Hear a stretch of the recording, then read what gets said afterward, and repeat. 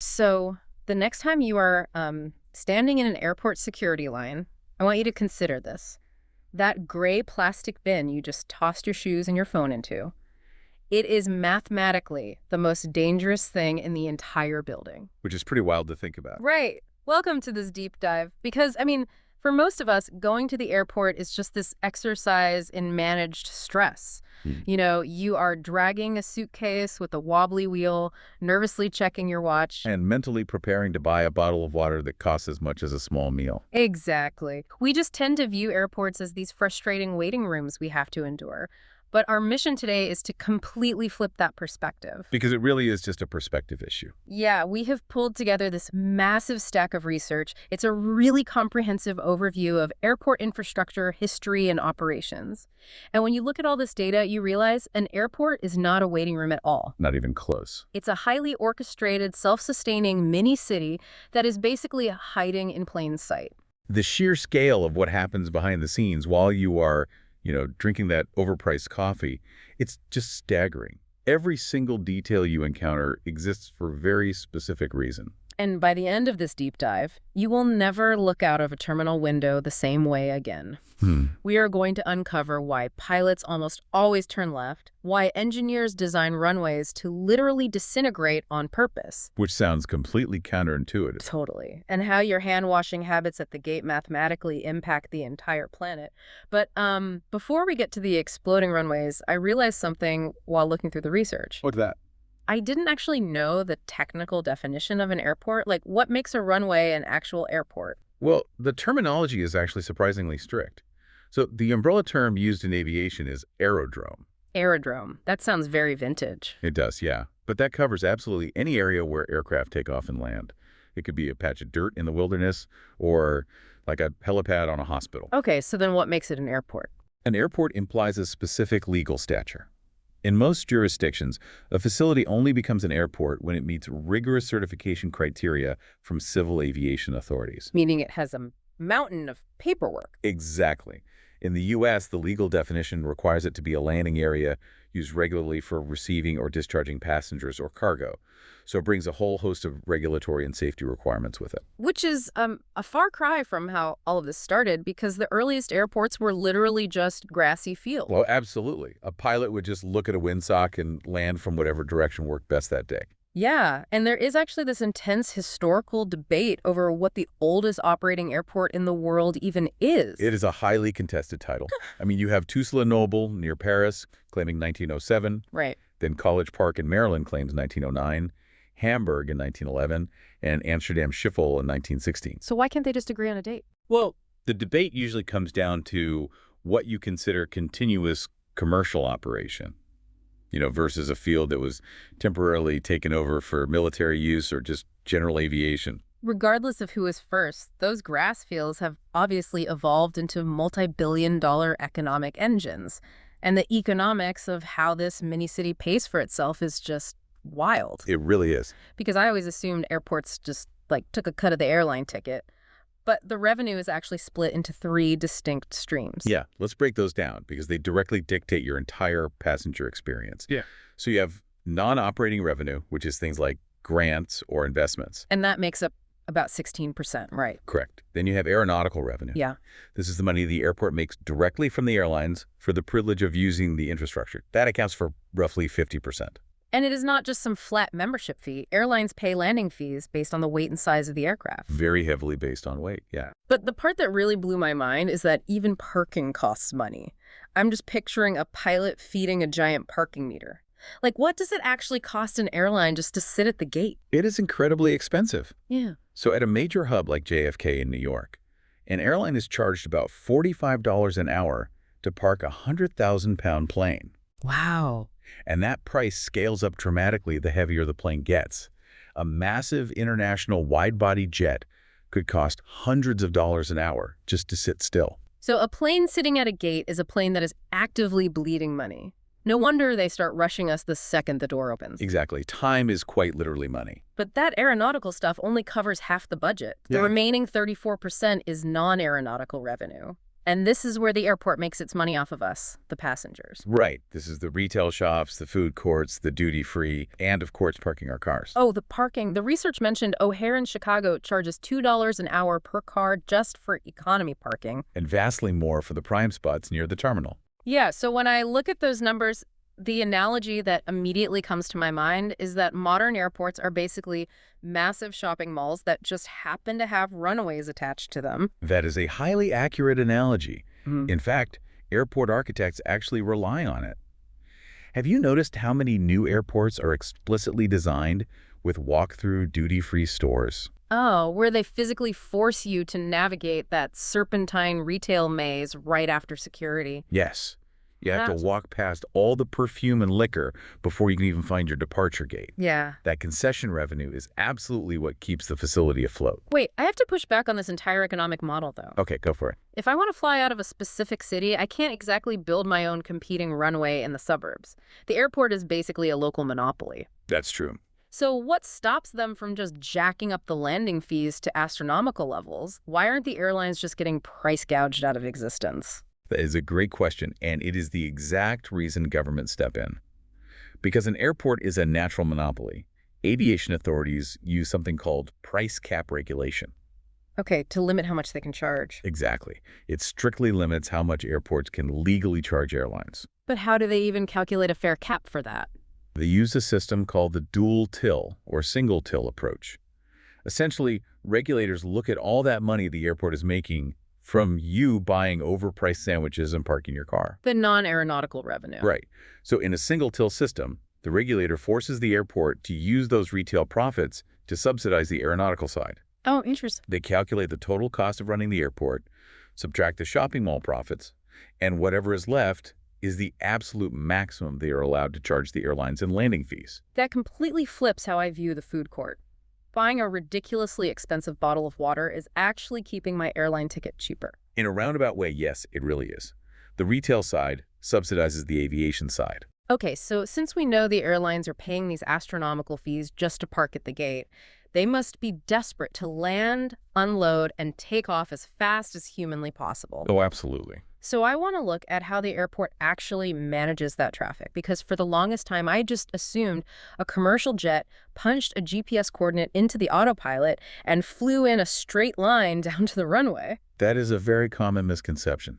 I mean, modern instruments do allow for precise straight-in approaches, Sure. but the underlying architecture of airport traffic, especially when queuing up multiple planes, is built around a visual traffic pattern. Like a giant invisible rectangle in the sky. Exactly. Before they even touch down, aircraft enter this rectangular circuit, usually flown at an altitude of about 800 to 1,000 feet above the ground. And the standard protocol requires all turns in this pattern to be made to the left. Yes, all left-hand turns. I found the reason for that so fascinating. Why always turn left? It's because the pilot in command, the captain, sits on the left side of the cockpit. Right. Turning left just gives them the best possible downward visibility through the side window so they can keep the runway in sight at all times. It is a perfect example of designing a massive, complex system around basic human ergonomics. Hmm. You just make the safest action the easiest one to perform. Makes total sense. Yeah. So the plane makes its left-hand turns, lines up, and lands. And this is where a very specific handoff happens in air traffic control. It's a highly coordinated dance. Because I always pictured one guy in a tower managing the whole thing. But it is more like a relay race baton pass at 150 miles per hour. That is a great way to visualize it. You have tower control, which owns the active runways and the airspace immediately around the airport. Right. But the absolute millisecond a plane's wheels touch down and its tail clears the runway boundary line, tower control passes the baton to ground control. And ground control is responsible for the taxiways, the aprons, which, by the way, I learned is the official term for the tarmac where the planes park. Yes, the apron. And they handle all the chaotic traffic on the ground. Not just the planes, but the baggage trains, the fuel trucks, the snowplows. It requires a profound level of spatial awareness, because once that plane parks at the gate, the ground handling crew just descends on it. It really is a frantic sprint. You've got the baggage handlers unloading the belly, the fuel truck hooking up the wing, the cleaners rushing the cabin, the caterers loading the food. All happening simultaneously. The research notes that an efficient ground crew can achieve a full turnaround from arriving at the gate to pushing back for departure in just 25 minutes. Which is incredible when you think about it. It looks like a Formula One pit stop, except instead of a tiny race car, it's a massive piece of heavy machinery. And instead of 5 guys with wrenches, it's an army of people handling hundreds of suitcases. And just like a pit stop, a single miscommunication can be disastrous. When you have all that heavy machinery darting around a confined apron, human error has to be systematically engineered out of the process. How do they actually do that, though? Because from the terminal window, it just looks like pure chaos. Well, it comes down to universal, unbending standardization, particularly with the lighting system. A pilot or a tug driver never has to guess where they are. Because of the color coding. Exactly. If you look out the window at night, you will see a specific sea of lights. Blue lights strictly indicate the outer, safe edges of a taxiway. Okay, blue is the edge. And green lights are embedded in the center of the taxiway to guide the aircraft's nose wheel perfectly along the path. And then there are the red lights. Right. The red lights indicate the absolute boundary. They mark the holding position just short of an active runway. So you don't accidentally drive onto a runway where a plane is landing. Exactly. A pilot will never, ever cross a red light until tower control explicitly speaks to them and gives them clearance. So the blue and green guide you, and the red stops you from wandering into disaster. But, I mean, even with the most perfect lighting system in the world, things go wrong. They do. A 25-minute pit stop with a 100-ton vehicle has inherent risks. So I want to transition into how this mini-city protects its citizens from hazards, starting with the massive physical threats. Well, one of the most persistent physical threats to an airport is actually biological. It's birds. Birds. Yeah, because airports require large tracts of flat, open land. They're often built near wetlands or agricultural fields. Which is basically prime real estate for flocks of birds. Exactly. It creates a perfect nesting environment, which leads to bird strikes. And that is a massive, critical danger to jet engines during takeoff and landing. But beyond the birds, there are these invisible meteorological threats. I had never heard of a microburst until I read this research, and frankly, it is terrifying. They're incredibly dangerous. Microbursts are one of the most violent weather phenomena an aircraft can encounter. They are highly localized, intense columns of sinking air that occur during thunderstorms. But how does sinking air swat a massive plane out of the sky? It is all about how that air behaves when it hits the ground. So imagine pouring a bucket of water onto a flat floor. The water hits and violently splashes outward in all directions. Right, it spreads out. When a downdraft of air hits the runway, it does the exact same thing. So a plane flying into a microburst first hits an extreme headwind, which artificially generates a massive amount of lift. Okay, so the plane suddenly wants to go up. Yes, and the pilot's natural instinct is to push the nose down to stay on the correct glide path. Oh, no, I see where this is going. Exactly. Because seconds later, the plane passes through the center of the downdraft and suddenly hits the extreme tailwind on the other side. And all that lift is just gone. It instantly vanishes. Yeah. And if the pilot has just pushed the nose down, the aircraft simply falls out of the sky. That is horrifying. It is. Since the tragic crash of Delta Flight 191 in the 1980s, which was caused by this exact phenomenon, airports have installed highly specialized Doppler radar systems. They spot the wind splashing on the ground? Exactly. They monitor the wind shear on the glide path and give pilots a crucial 2 to 5 minute warning to abort a landing before they ever enter the microburst. Wow. But, what if a plane does overshoot a runway, whether it's from a microburst, a slick surface, or just a mechanical failure? Engineers have designed a brilliant fail-safe for runways that end near water, highways, or a steep drop-off. They install a section at the end of the runway called a stopway. Okay. And it utilizes an engineered material arresting system, or EMA. This is the soft concrete I teased at the very beginning. Precisely. It looks like normal runway concrete, but it is actually this highly porous cellular cement. So it's weak on purpose. Right. When the heavy wheels of a runaway plane hit this surface, they don't roll over it. The concrete behaves almost like styrofoam. It rapidly crushes and disintegrates under the weight of the aircraft. It's literally eating the kinetic energy. Exactly. It bogs the landing gear down in the crushing material, safely decelerating the plane without snapping the landing gear off. That is amazing. The runway is quite literally engineered to destroy itself in a controlled manner to save the passengers inside the plane. It is a sacrificial safety measure, yeah. Okay, so that covers the massive physical threats. But let's talk about the microscopic threats, because this part of the research genuinely made my skin crawl. We need to talk about airport hygiene. Yeah, this is where it gets a little gross. Yeah. Airports are, by their very nature, global mixing bowls. You have thousands of people from different continents constantly moving through confined spaces. Right. So they are the perfect environment for an infectious disease to hitch a ride across the world in a matter of hours. There was a fascinating study conducted at the Helsinki-Vantaa airport in Finland. Researchers basically swabbed commonly touched surfaces all over the airport during the peak of flu season. To see where the respiratory viruses were hanging out. Exactly. And naturally, I assumed the public restrooms would be the absolute epicenter of disease. But the bathrooms actually tested negative for respiratory viruses. Which highlights a really interesting aspect of human psychology. People know bathrooms are inherently dirty, so they are hyper-aware of their own hygiene while they're in them. Plus, airport cleaning staff sanitize those areas with harsh chemicals constantly. Right, they're cleaned all the time. But you know what isn't sanitized constantly? The absolute most contaminated, germ-ridden items in the entire airport were the plastic security screening trays. It is the perfect storm for transmission. You have a high-touch surface made of non-porous plastic, which allows viruses to survive for extended periods. And everybody has to touch them. Exactly. It is rarely wiped down between uses, and it is located in a mandatory bottleneck that every single passenger must pass through. It's the very tray I put my phone, my jacket, and my face mask into. I'm never looking at security the same way again. You might want to bring hand sanitizer next time. Oh, for sure. And it gets worse because the research points out that our collective hand hygiene is just abysmal. Like, next time you are in an airport restroom, look around. The data shows that 3 out of every 10 people walking out of there haven't even touched a bar of soap. The statistics are sobering.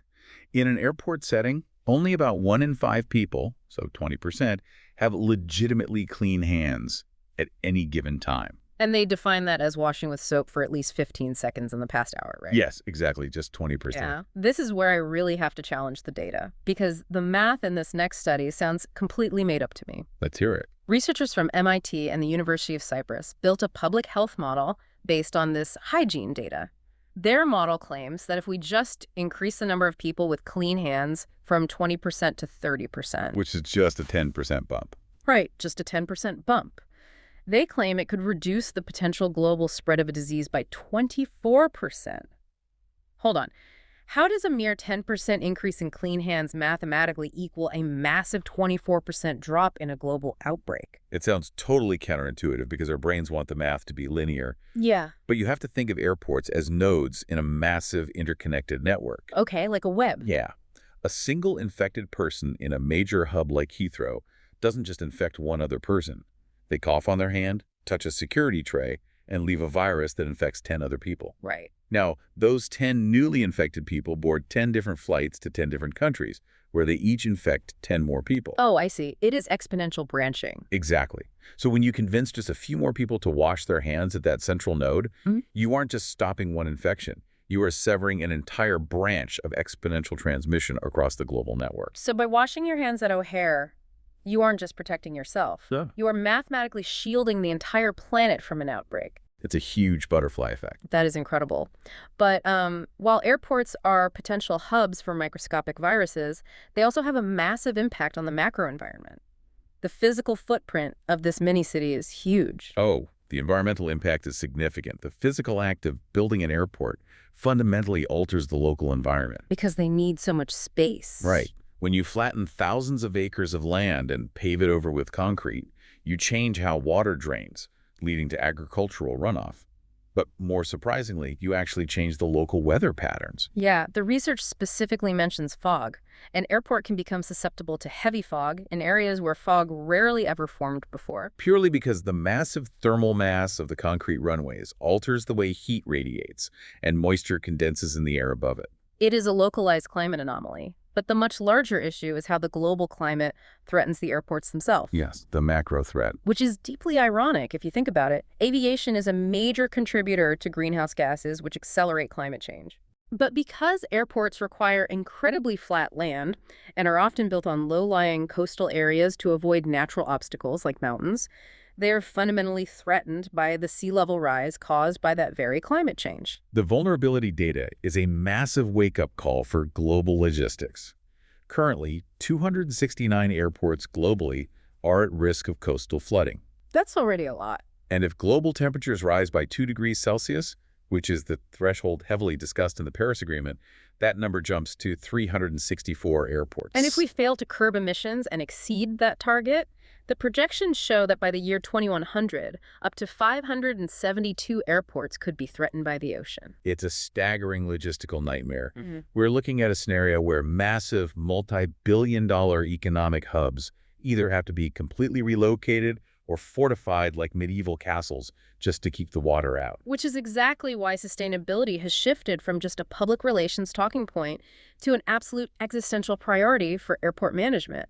Definitely. And we've actually starting to see smaller airports acting as the crucial testing grounds for green technology. Yeah, the prime example in the research is the airport in Kochi, India. It became the world's first airport to be entirely powered by solar energy. Which is brilliant use of space. It really is. The management realized that airports inherently possess massive amounts of flat, unshaded terminal roof space and all this unused buffer land around the runways. It is the perfect real estate for vast solar arrays. Large international hubs have the capital to fund these green initiatives, but it is often the smaller, more agile regional airports that are proving the technology works on a municipal scale. Absolutely. So we started this deep dive by acknowledging that the airport feels like a stressful obstacle course, but hopefully we have given you a completely new lens to view it through. Yeah, the next time you are sitting at a gate staring out the window, you aren't just waiting in a building. You are sitting in the epicenter of global economics, subsidized by a duty-free mall. You are watching a highly orchestrated ballet of left-handed traffic patterns and 25-minute pit stops. All protected by disintegrating concrete and microburst radar. It is a totally self-contained ecosystem, and its survival requires constant, vigilant management of both the physical machinery and human behavior. It's an engineering marvel, really. Which brings us to your immediate application for the next time you fly. When you are taxiing to the runway at night, look out the window and try to trace the blue and green lights. And stay away from the red ones. Yes, but far more importantly, the absolute very first thing you should do after you grab your shoes out of that plastic security tray is walk straight to the nearest restroom and wash your hands. You might literally be saving the world. It truly is the easiest and most effective contribution an individual can make to global public health. It really is. Now, before we wrap up, I do want to leave you with one final provocative puzzle to chew on regarding the future of this mini-city. Okay, what is it? So, the aviation industry is pushing hard toward electric aircraft to solve the emissions problem we just talked about. But the energy math required to pull that off is staggering. It takes a lot of power to lift a plane. Right. Operating just 49 small, short-range electric planes requires at least 16 gigawatt-hours of energy a year. And because planes need those rapid 25-minute turnarounds we discussed, the charging power delivered to the gate has to be immense and instantaneous. Exactly. To put 16 gigawatt-hours into perspective, that is like trying to plug an entire Las Vegas casino resort to a single wall outlet just to keep a few dozen small planes flying. The grid upgrade alone would be astronomical. So if electric battery-powered planes truly become the global standard, how will the mini-city evolve next? Will the airports of tomorrow have to transform from shopping malls with runways into massive dedicated power plants and battery farms just to keep the skies moving? It is going to require a total reimagining of the infrastructure. The airport will literally have to generate, store, and distribute its own massive energy reserves on a scale we just haven't seen before. It is definitely something to ponder next time you are stuck in that security line, dragging your wobbly suitcase, waiting to enter the most complicated city on Earth.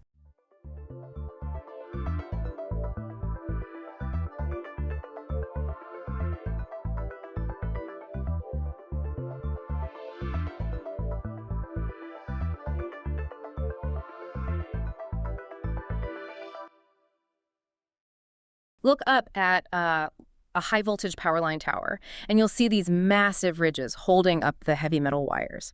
Or look inside your mouse, right? And you might have a bright white dental crown. Oh, yeah. Walk through a world-class museum, and you'll find these priceless Ming Dynasty vases locked behind bulletproof glass. What ties all of those together? It's the exact same man-made high-temperature chemistry. Now, hold that thought for a second and just picture that glass-fronted cabinet in an older relative's dining room. I know exactly the one you mean. Right, the one filled with the quote-unquote fine china, those delicate, dusty teacups you were told never, ever to touch. Yeah, it's the ultimate symbol of fragility, isn't it? I mean, Yeah. we look at those teacups and see a relic of a bygone era, like something purely decorative and just inherently weak. Right, but today, for you listening, our mission on this deep dive is to completely shatter that illusion. Because the truth about the material sitting in that grandmother's cabinet is, well, it's much darker and way more industrial than some polite afternoon tea. Oh, absolutely. This single material sparked global trade wars. It led to the state-sponsored imprisonment of alchemists, and quietly, without most of us even noticing, it literally built the modern electrical grid. We are talking about a substance that for centuries was literally known as white gold. I mean, it was a fiercely guarded scientific marvel. Empires bled their treasuries dry trying to acquire it, Yeah. and then they spent centuries desperately trying to steal the recipe. Okay, let's unpack this. Because to understand why entire nations lost their collective minds over what is, let's be honest, essentially dirt, we have to look at the chemistry. Right. We have to understand what this material actually is. And calling it just pottery feels like a massive understatement. Oh, to call porcelain regular pottery is like calling a diamond just a rock. Right. Yes, both standard earthenware and porcelain are technically ceramics. But the divergence happens in the extreme conditions required to make it. You start with a very specific primary ingredient. It's a white clay mineral called kaolinite. But just having the clay isn't nearly enough. You have to subject it to an incredibly brutal environment, heating it in a kiln to temperatures between 1,200 and 1,400 degrees Celsius. Which is well over 2,500 degrees Fahrenheit. I mean, that is basically the temperature of flowing lava. It is a crucible. Mm-hmm. And that extreme heat, it's completely non-negotiable because it triggers a profound transformation on a molecular level. At those temperatures, a process called vitrification occurs. Vitrification, so it turns to glass. Exactly. The intense heat essentially melts the silica present in the clay, and it turns into glass. I have to pause you right there because that feels like a massive contradiction to me. Glass is famously brittle. Like, if I take a glass from my cupboard and pour boiling water into it, it shatters instantly. Oh, for sure. But historical porcelain is famous for surviving extreme temperature changes. So if this clay is turning into glass inside the kiln, why doesn't it just shatter the second it experiences a sudden shift in heat? That is the perfect question, and it really gets to the heart of why this material is such a technological marvel. Vitrification is only half of the chemical reaction. While the silica is melting into glass, the extreme heat is simultaneously forcing the formation of a brand new mineral within the clay body itself. It's called mullite. Mullite. Yes, Yeah. mullite forms these long needle-like crystals that interlock with one another. So if you picture a matrix of glass, but running all through that glass is a dense, rigid skeleton of crystalline needles. Ah, okay, so it's acting like rebar inside a concrete pillar. That is a brilliant way to visualize it. The glass provides the impermeability, making it completely watertight, while the mullite skeleton provides this extraordinary mechanical strength and halts cracks from propagating. Wow. That is the secret architecture that gives porcelain its defining characteristics. The fact that it's completely impermeable, the brilliant whiteness, that ringing resonance you hear if you tap it. Yeah, that classic sound. Right. And the fact that you can hold a thin piece up to the light and actually see right through it. But actually achieving that internal architecture sounds like a total nightmare for the person working the clay. I was looking at the historical records, and they talk about classifying clay into long and short categories. And long clays are highly plastic, right? They're sticky, cohesive, easy to stretch and mold on a wheel. But kaolin, the essential ingredient for porcelain, is a short clay. Very short. The kaolinite particles are relatively large, and they don't easily slide past one another. They just don't absorb water in the same smooth, forgiving way that typical river clay does. I was trying to picture what that actually feels like in your hands, and it instantly made me think of baking a really temperamental dough. You know, you're trying to mix it, and it feels like a crumbly, unworkable mess, so you add just like 3 extra drops of water, and suddenly it collapses into soup. Oh, it is notoriously unforgiving. If you stretch it too far, it tears. If it's too wet, it slumps. If the kiln temperature is off by a few degrees, the whole batch is ruined. So if this material is an absolute nightmare to work with, What drove someone to keep failing at it until they figured it out? Like, why go through the agony of building fires that hot just to make a bowl? What's fascinating here is the sheer magnitude of the payoff, especially when you consider the context of the ancient world. Like, put yourself in the shoes of someone living hundreds or thousands of years ago. Okay. Your options for dining wares are mostly wood, which absorbs rancid fats and tastes like yesterday's meal. Gross. Right. Or porous, low-fired earthenware, which holds odors and stains easily. Metals might rust or leach metallic flavors into your food. And then someone hands you a bowl made of porcelain. Exactly. It's perfectly white. It's completely odorless. It washes clean with just a splash of water even before you put a glaze on it because the material itself is impermeable. It is highly resistant to corrosive chemicals. And, as we discussed with the malite skeleton, it has massive resistance to thermal shock. You could pour boiling water into a freezing cold cup and it wouldn't break. To the ancient mind, this wasn't just a nice plate. It must have looked like alien technology. And the culture that first successfully engineered that alien technology was China. But this wasn't some lucky overnight discovery, was it? We see a staggering timeline of trial and error. The Chinese were experimenting with what historians call proto-porcelain, all the way back in the Shang dynasty, somewhere around 1600 BCE. Yeah, it took centuries of refining the clay mixtures and kiln designs, but by the Eastern Han dynasty, around the 1st or 2nd century CE, and certainly by the Tang dynasty, they had really mastered it. They hit the sweet spot? They did. They achieved those now standard requirements of pure whiteness and translucency. And they didn't just keep this as a small artisanal hobby. They scaled it up to a level that honestly breaks my brain. By the time we get to the Song dynasty, around the 10th to 13th centuries, they had engineered these massive structures called dragon kilns. The dragon kilns are an absolute masterclass in thermal engineering. They were essentially these long brick tunnels built up the sides of hills.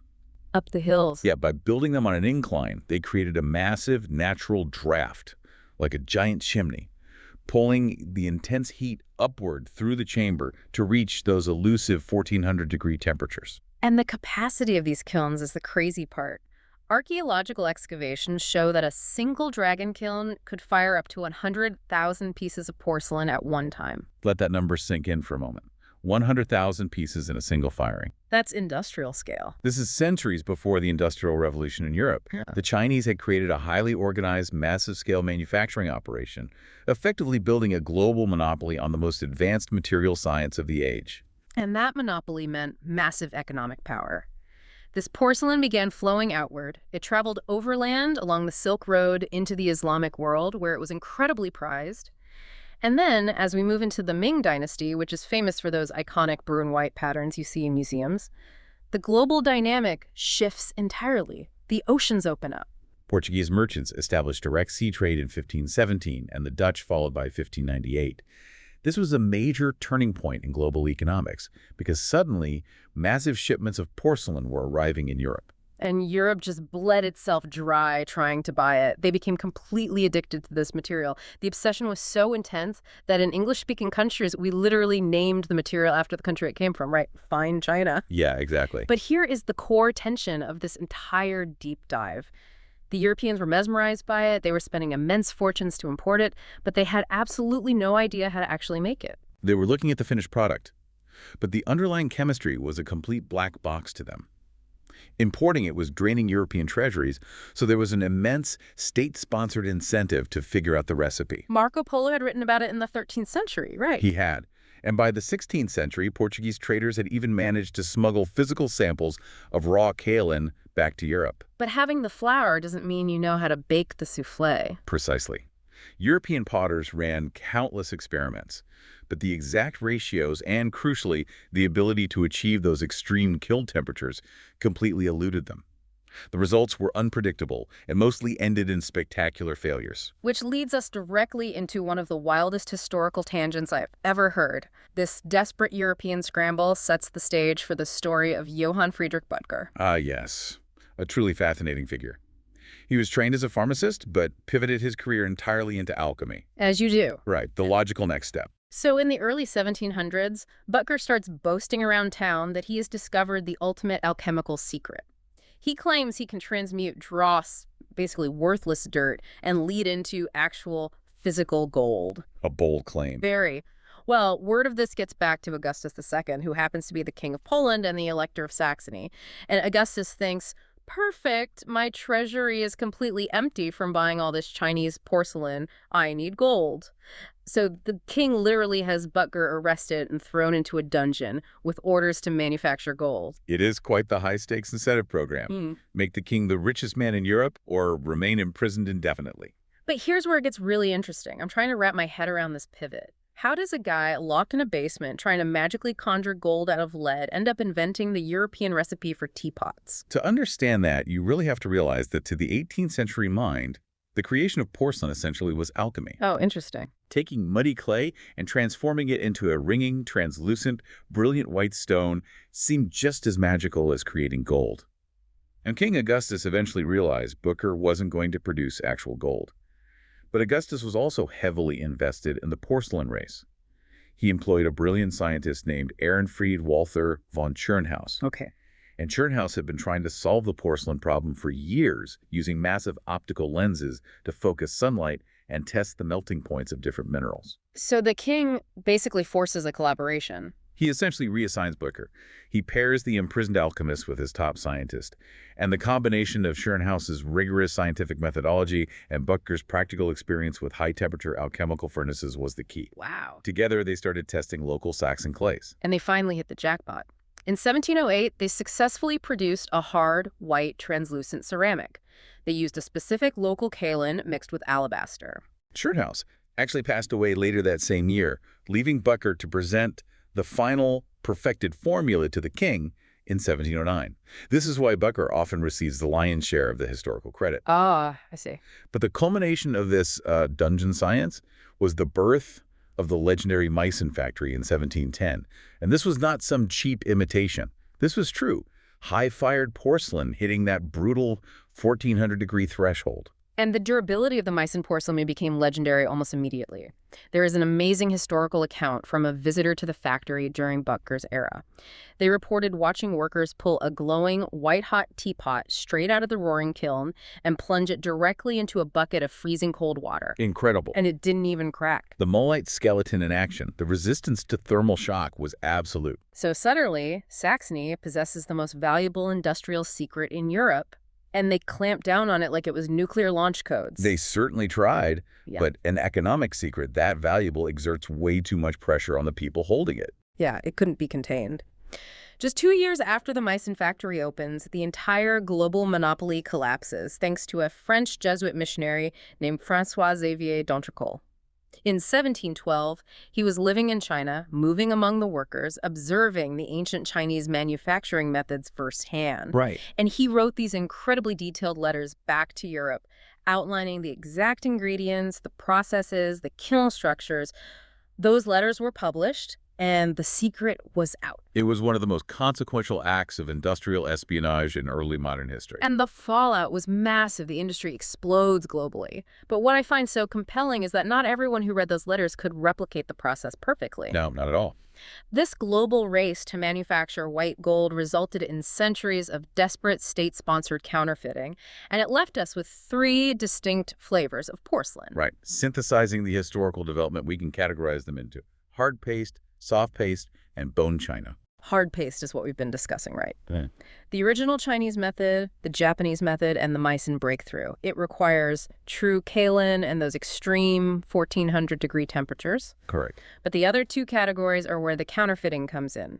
What exactly was soft paste? Soft paste was essentially the early European attempt to fake the result before they had the true chemistry. They lacked the right clay or the kilns capable of reaching the necessary heat, so they just improvised. They mixed various clays with frit, which is simply powdered glass. That seems like a terrible idea structurally. I'm imagining like baking a cake, but instead of using flour and baking soda and relying on the chemical reaction to make it rise, you just look at a picture of a cake and try to sculpt it out of plaster and paint. That's pretty close. It might look right on the outside, but it's going to collapse the second you put it in an oven. That is a highly accurate analogy for what happened inside the kilns.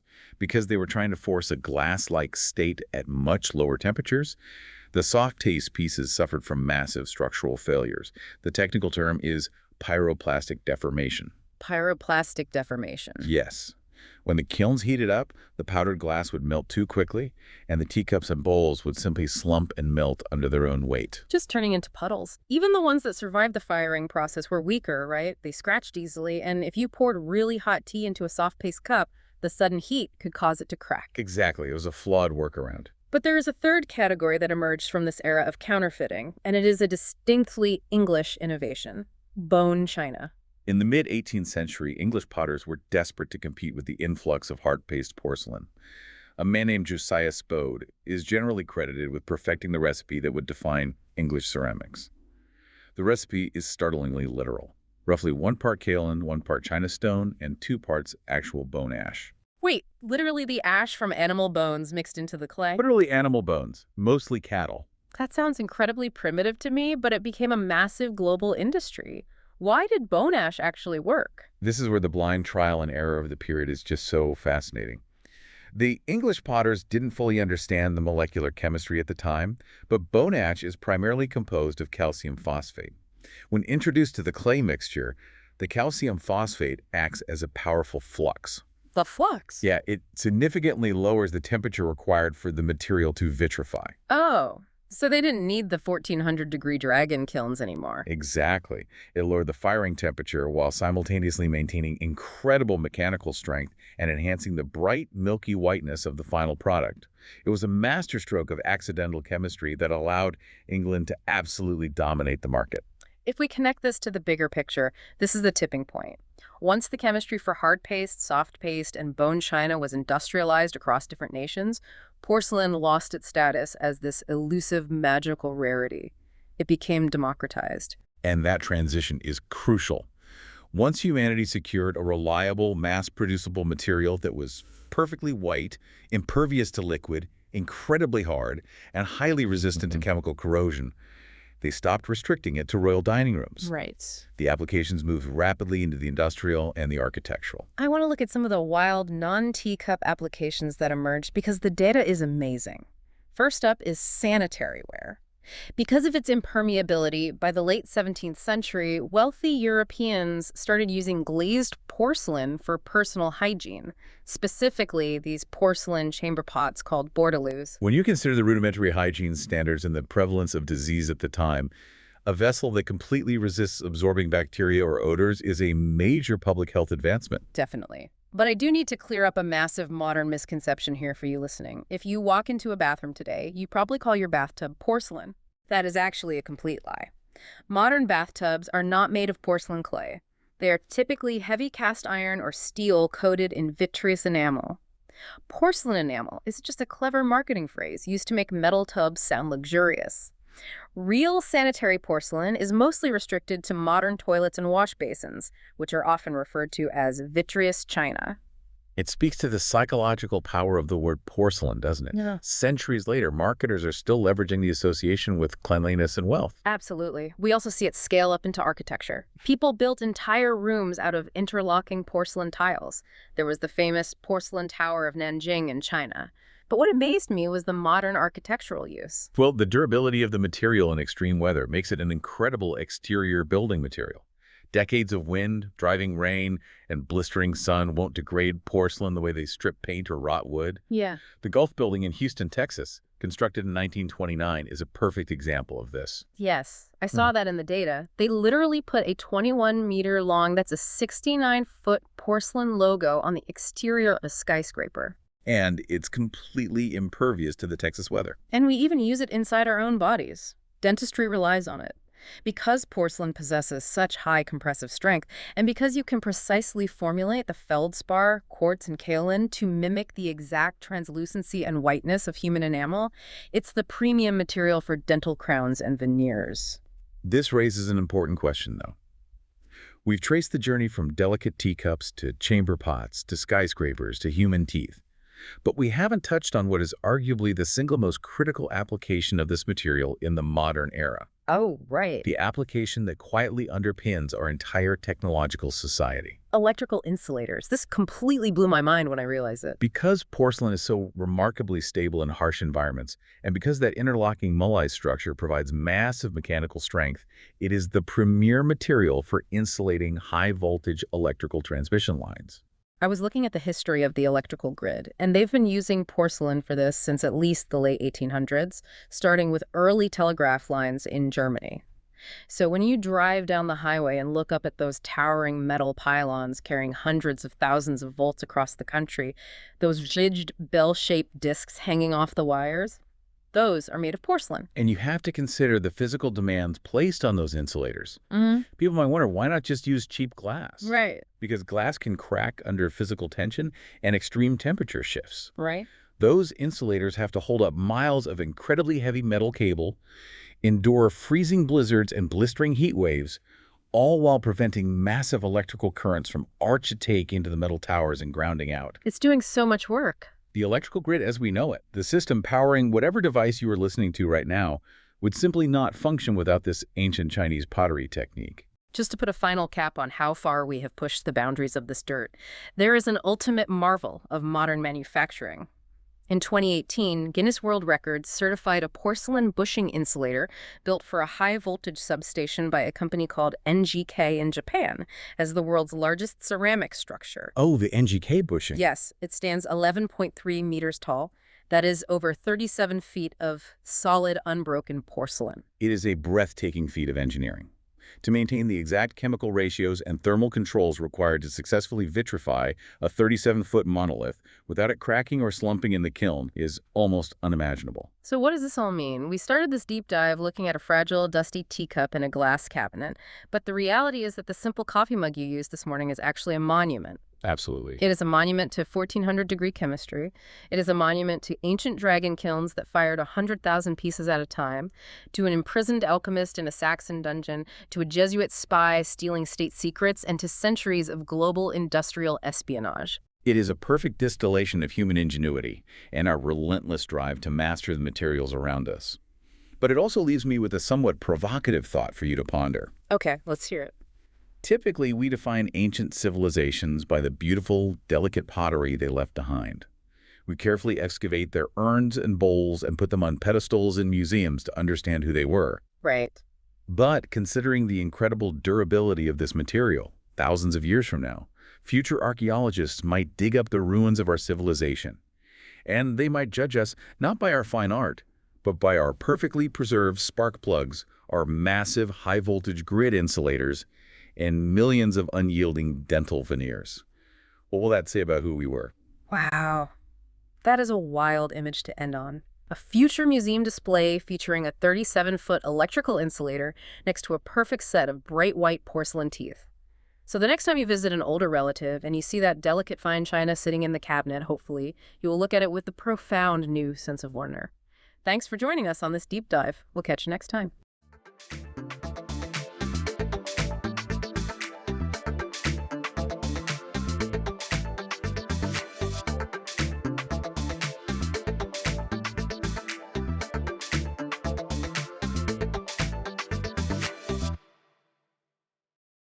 You know, when you look at a classic masterpiece in a museum, it just, it feels permanent, like it's fixed. Yeah. The paint has dried, the frame is set, and, this is just what the image looks like. But sometimes art historians will run an X-ray over a famous Renaissance portrait, and underneath the surface, they'll find an entirely different painting. Right, the original draft. Exactly.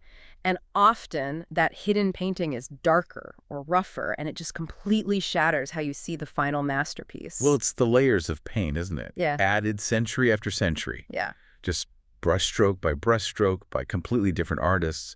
And over time, those additions completely obscure whatever was, originally sitting there on the canvas. And today, we are aiming that X-ray machine directly at one of the most famous figures in world folklore, a character you probably feel like you already know intimately. Oh, you definitely think you know him.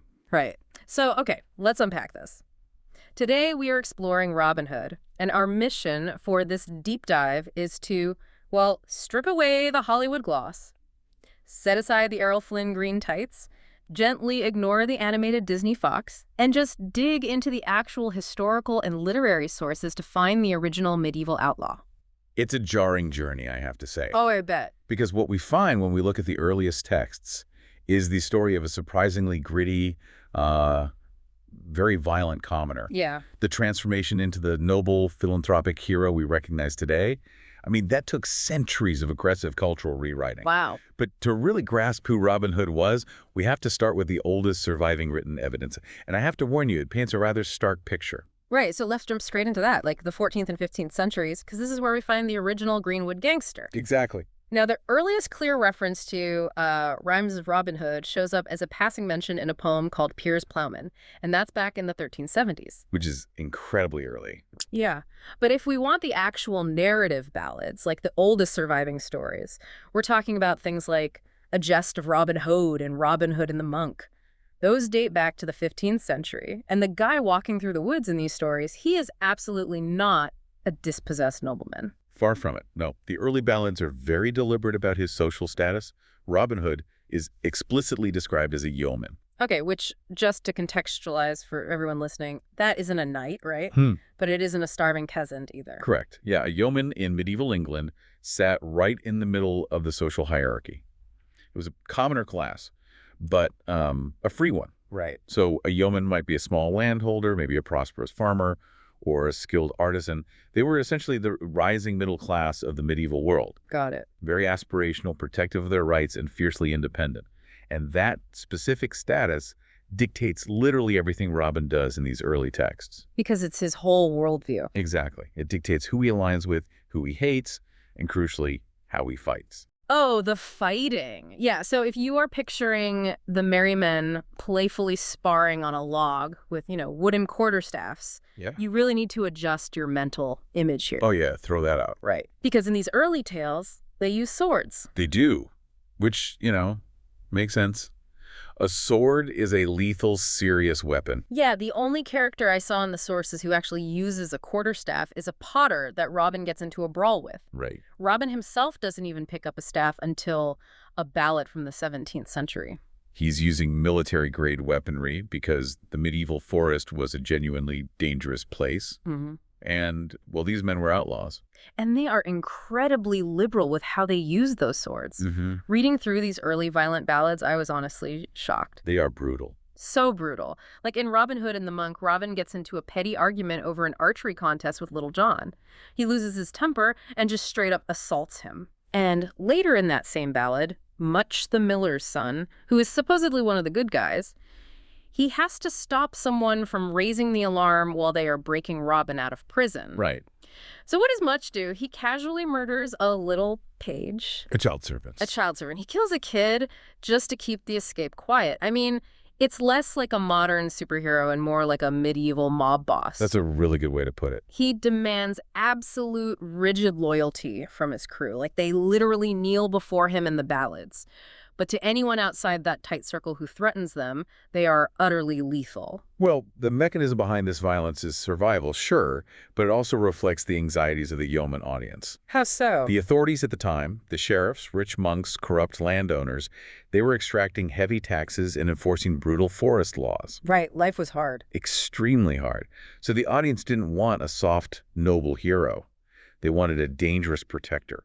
Someone who could inflict the kind of violence on the establishment that they themselves could only dream of. Okay, but this brings up a huge contradiction for me, because I kept waiting for the classic moment where he takes the gold he stole from the corrupt monk and, hands it to a starving peasant family. Ah, yes. But I completely missed it. Like, did I skip a chapter? Or is the whole steal from the rich to give to the poor thing just a myth? What's fascinating here is it's entirely absent. Wow. Yeah, you didn't miss a thing. Yeah. In the early ballads, Robin has a deep, violent hatred for the Sheriff of Nottingham and this massive anti-clerical streak. He hates the church. He hates the wealthy church institutions, specifically. Yeah. Now, he does instruct his men not to harm poor farmers or good yeomen. Right, his own class. Exactly. And in the jest, he even makes a large financial loan to a struggling knight, which he later forgives. Yeah. But the famous explicit policy of habitually robbing the rich to give to the poor, that exact philanthropic mission doesn't actually appear in print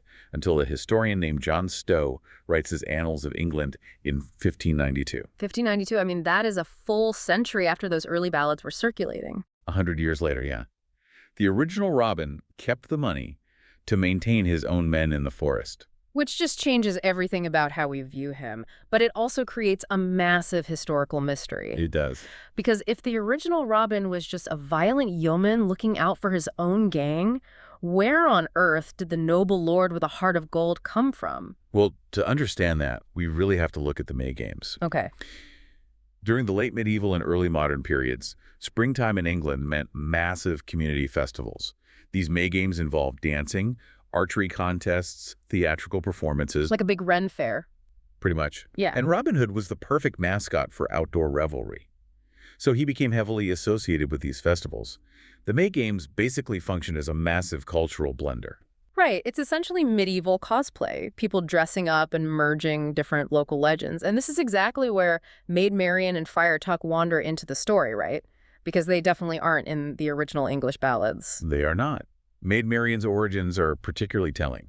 She actually comes from a 13th century French play called Jeux de Robin et Marion. Oh, wow. Yeah, which was about a shepherdess and her lover, and it had its own completely separate set of Maytime festivities. Wait, so the English just slammed two different cinematic universes together just because they both had characters named Robin? Essentially, yes. Over decades of springtime festivals, the French shepherdess Marian simply fused with the English outlaw Robin Hood. That is hilarious. The public liked the romance, so it stuck fun. But the real structural overhaul of the character, that happens when we move into the 16th century. Okay, what changes then? Theater is changing, the audiences are becoming increasingly aristocratic, and 16th century playwrights, most notably Anthony Munday, realize they have a problem. Oh, let me guess. The upper-class theater-goers didn't want to buy tickets to watch a glorified peasant riot. Exactly that. The elites of the Tudor era were terrified of peasant uprisings. Sure. So having a popular hero who is a commoner out there slaughtering government officials is suddenly very uncomfortable. Extremely uncomfortable. Right. So Munday and other writers realized they needed to give Robin a noble makeover. They completely retconned his backstory, elevating him to the Earl of Huntingdon. Just like that. Just like that. Suddenly, his rebellion isn't a class war at all. It's just a temporary misunderstanding.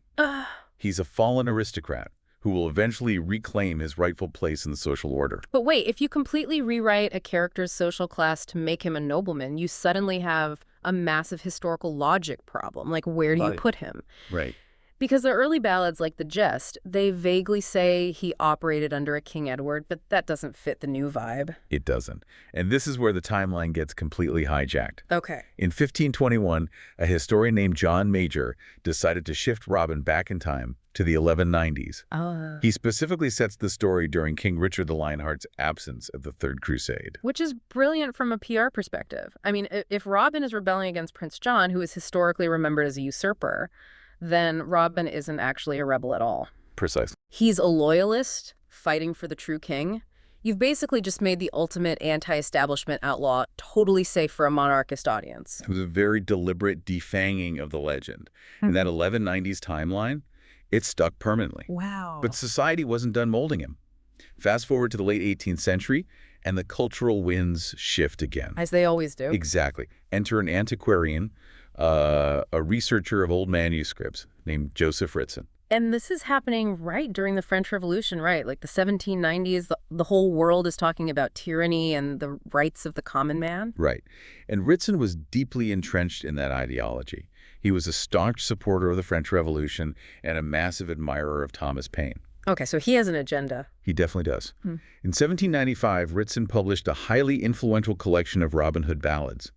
But in his introduction, he heavily shaped the interpretation of Robin. By doing what? He stripped away the aristocratic Tudor fluff and reconstructed Robin as a radical, genuinely historical champion of the common people. Oh, wow. He essentially projected the politics of the French Revolution backward onto a medieval bandit. He turned him into a revolutionary. And from there, it just snowballs. Because a century later, Howard Pyle writes his incredibly popular 19th century children's book, The Merry Adventures of Robin Hood. Yes, very famous. And Pyle strips out the murder, amps up the cheerfulness, and firmly stamps Robin as the staunch, merry philanthropist we know today. That's the one. Here's where it gets really interesting. I mean, this is hundreds of years of people taking a blank slate character and just rewriting him to fit the anxieties of their specific era. Absolutely. Like the yeomen want a protector, the Tudors want a loyal aristocrat, the Victorians want a jolly philanthropist.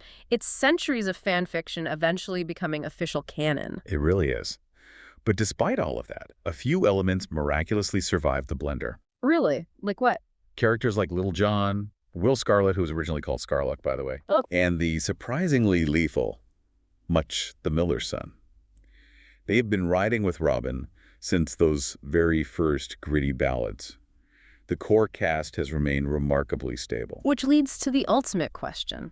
If the story of Robin Hood is essentially a patchwork quilt of different centuries, fake nobility, and political agendas, was there ever an actual guy under there? Ah. Let's talk about the historical search. Will the real Robert Hood please stand up? This is the historical headache that researchers have debated for centuries. I can imagine. And the primary obstacle is the name itself. In medieval England, Robert was an incredibly common given name. Right. And Robin was its very common diminutive. On top of that, the surname Hood, which could mean a maker of hoods, or simply act as a dialect version of the word wood. Right, like Robin of the Wood. Exactly. It was ubiquitous. Medieval tax and legal records are absolutely littered with men named Robert Hood or Robin Hood. And several of them were actual criminals, which just makes it even harder to narrow down. It does. The sources list some really fascinating historical suspects. For instance, there's a record from the 1226 York Assizes, which is basically the medieval equivalent of a regional criminal court. Right. It mentions a literal Robert Hood, who owed money to St. Peter's, had his goods confiscated, and officially became an outlaw. And then you have figures like Roger Godberd in the 1260s. Oh, who's that? Well, Godberd wasn't named Robin Hood, but he was a die-hard rebel against the crown, whose actual life closely parallels the events of the ballads. Really? Yeah, he led a band of men, poached the king's deer, and was hunted by the local sheriff. So some historians think the ballads might be a poetic retelling of Godberd's exploits. That makes sense. Or perhaps they were inspired by the Daville brothers, who held out against the king in a literal rebel camp at the Isle of Ely. I mean, they all sound like the right kind of guy. But the sources also present an entirely different theory about the name itself. Yes, they do.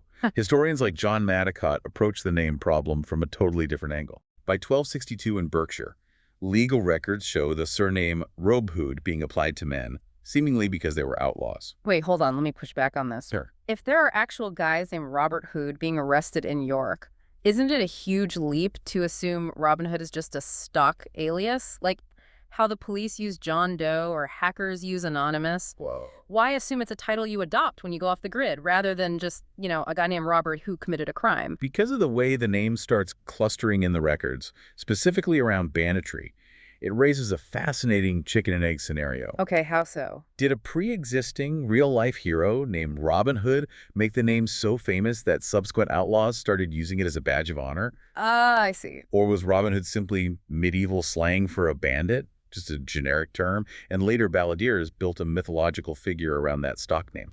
Wow. So either he was so incredibly famous that every criminal copied his brand, Yeah. or he didn't exist at all and the name was just the 13th century equivalent of calling someone a thug. Yeah, exactly. This raises an important question, though. If we can't pin down his historical identity, what can we pin down? His geography. Yes. What's wild is that while his identity is murky, his geographical location in the oldest texts is incredibly specific, which brings us to a massive, centuries-old topographical turf war. Oh, yes, it does. Because for most of us today, Robin Hood is completely inextricably linked to Nottinghamshire. You think of Sherwood Forest, you think of the Major Oak, you think of the Sheriff of Nottingham. It's universal. Exactly. He is a Nottingham hero. I mean, the guy's literally on the Nottinghamshire county flag. But the sources reveal a fierce rivalry with Yorkshire, and honestly, reading through this evidence, Yorkshire has receipts. They absolutely do. If you look at the linguistics of the early guest of Robin Hood, scholars note it's written in a definite northern dialect. Which means what? Which heavily implies a Yorkshire origin. Furthermore, the original ballads don't set the main events in Sherwood Forest. No. No, they set them in the medieval forest of Barnesdale, which sits in South Yorkshire. And the texts mention highly specific, real-life Yorkshire landmarks. Like the Salus at Wentbridge. Yes. It's a real location. You could actually stand there today and look out over the Went Valley exactly like Robin does in the ballad. Right. Meanwhile, The sources actively debunk some of the biggest local Nottingham tourism myths. For instance, the famous major oak in Sherwood Forest where the merry men supposedly hid out. The giant tree, yeah. Dendrologists, like tree ring experts, have tested it. It's only about 800 years old. Right. Meaning during the 13th or 14th centuries, when Robin was supposedly active, that massive legendary hideout was basically just a sapling. Though, to be fair, Yorkshire isn't immune to antiquarian fakes either. Oh, really? Yeah, the supposed grave of Robin Hood at Kirklees Priory in West Yorkshire. It features an inscription that blatantly uses modern English spelling, just awkwardly masquerading as a 13th century text. Oh, no. It likely dates to the late 18th century. So people have been faking artifacts to claim him for hundreds of years. Pretty much. But if all the earliest linguistic and geographical evidence points to Yorkshire, why on earth does Nottingham get all the credit, the tourism, and the movies? Well, if we connect this to the bigger picture, it comes down to the mechanics of storytelling. Okay. Specifically, the villain. The Sheriff of Nottingham was the ultimate unforgettable antagonist of the early ballads. Oh, of course. He represented everything the yeoman audience hated. Corrupt local government, heavy taxation, and arbitrary law enforcement. It's like Batman in Gotham. Exactly. Even if a comic book writer wanted to move Batman to sunny California, they can't. Because the Joker, the Riddler, and the corrupt Gotham City Police Department are permanently wired into the grim architecture of Gotham. Right. The villain's ecosystem traps the hero. That is a perfect analogy. Because the villain was so firmly and historically anchored to Nottinghamshire, the hero was inevitably dragged into that jurisdiction in the public imagination. Wow. The conflict defined the geography. Nottingham absorbed the legend because the sheriff was simply too good of a bad guy to leave behind. The bad guy's address became the hero's hometown just by association. That is brilliant. It really makes you rethink how legends are constructed. He really does. When you look at the whole arc of this deep dive, the evolution of Robin Hood is just staggering. He goes from a violent, sword-wielding yeoman shaking down monks in a Yorkshire forest to a dancing participant in springtime May games. Yeah. Then he's given a fake earldom by Tudor playwrights, relocated to the Crusades era, and eventually rebuilt by an 18th century antiquarian into a revolutionary hero. And that enduring malleability is exactly why he survives. Societies don't just passively remember their heroes, they actively mold them. Right. They reshape them to fit the specific anxieties, ideals, and political needs of their own era. We painted over the rough medieval X-ray with the colors we needed to see at the time. So what does this all mean for you?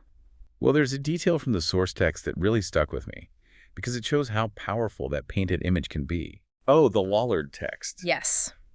In the early 1400s, there was a group called the Lollards. They were an early religious reform movement that heavily criticized the wealth and power of the Catholic Church. And one of their tracts complained bitterly about the public's behavior. Right. The tract laments that people would rather listen to tales and songs of Robin Hood than attend Mass or listen to Scripture. Think about that. Even 600 years ago, pop culture and the allure of a charismatic, rebellious anti-hero were pulling people away from established institutions. Yeah. The authorities were frustrated because the public preferred the entertainment of an outlaw over their civic and religious duties. The more the authorities pushed the rules, the more the public retreated into the fantasy of the Greenwood, where justice was dispensed by a man with a bow, not a judge with a gavel.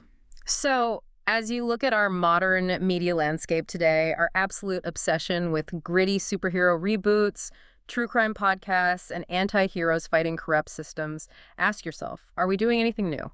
Probably not. Or are we just singing the newest verses of a very, very old ballad? Thank you for joining us on this deep dive. Keep questioning the legends you think you know, and always remember to look for the hidden painting underneath.